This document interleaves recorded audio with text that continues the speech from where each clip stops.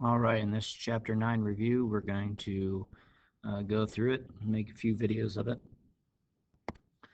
So on number 1, all we're asked to do is just match the angle, measure with its coterminal, right? Coterminal means when the ends at the same side, so as long as we have an angle like this at 20 degrees, so 20 is right here.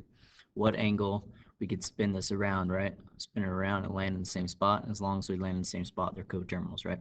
So basically, you just have to take 20, add 360 to that, or subtract 360 to that. So if we add 360 to that, then we get 380. Is 380 on here? No. So what about 20 minus 360? How about negative 340? So is negative 340 on there? It is. So negative 340. Or, and that's how basically do it. Keep on adding 360 or subtract 360. Okay. So then 80 plus 360. That's 440. So 440 right there. And 160, maybe 160 plus 360. 52. Nope, not on there. So subtract. So we're going to subtract. So that would be what, 200? Negative 200. There you go. So just continue to add 360 or subtract 360 till you see the answer on there. Okay, go ahead and graph this in standard position. So there's our XY table, and we want negative 270. So always the first coming off that x-axis to the right here is our initial side, and then we open it up. Negative means we go downward, so you show this arrow 90, 180, 270, and then you have your other one. So right there is the graph of this, okay? So you have to show the arrow that's going in the negative direction and open downward, right? Positive angle, you would open up. Okay, fill in the blanks. Convert radians to degrees. So an easy way to do radians to degrees is just take pi is 180, right? And 18 divided by 3 is 6, so you get 60 degrees. Okay. Here, same thing, you can do this one. We have a pi in there, so you can switch that for 180.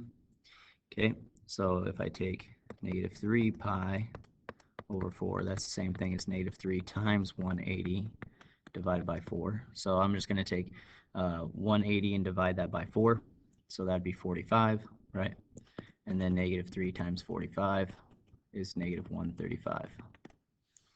So negative 135.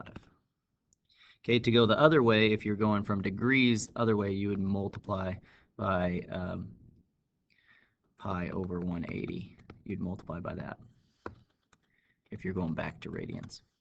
Okay, so now here we're given cosine is 3/4. Well, cosine, if we're on an XY table, then it is x over r. Or you can do adjacent over hypotenuse is fine as well. Okay, we want our answers from 0 to pi halves. That means we're at 0 to 90. Right, so we're in the first quadrant, so all these answers are going to be positive.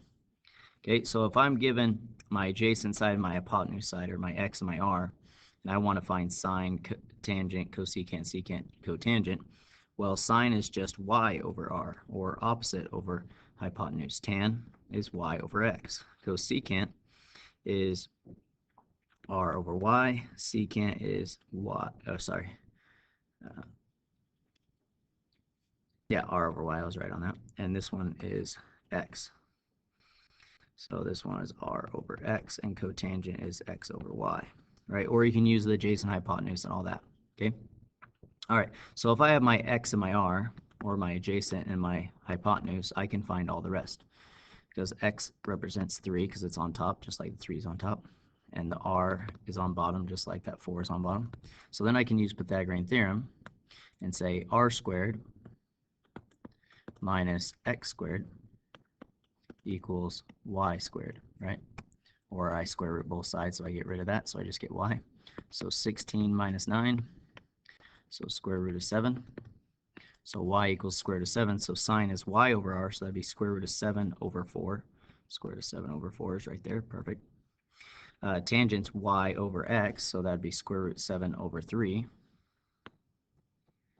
And then cosecant is flipping sine, right? So sine is square root 7 over 4. So if I flip that, I would get 4 over square root 7. And if I rationalize that, I just get 4 root 7 over 7. 4 root 7 over 7 right here. Okay. Secant is I flip cosine, right? So cosine is 3 over 4. So if I flip that, I get 4 over 3.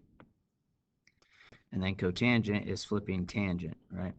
So tangent was root 7 over 3. So cotangent would be 3 over root 7. Got to rationalize that, multiply top and bottom by square root 7, and we get 3 root 7 over 7. 3 root 7 over 7. 3 root 7 over 7. So there we got all 6 of them. Okay, so that is the first 5 problems. We'll go ahead and end the video there.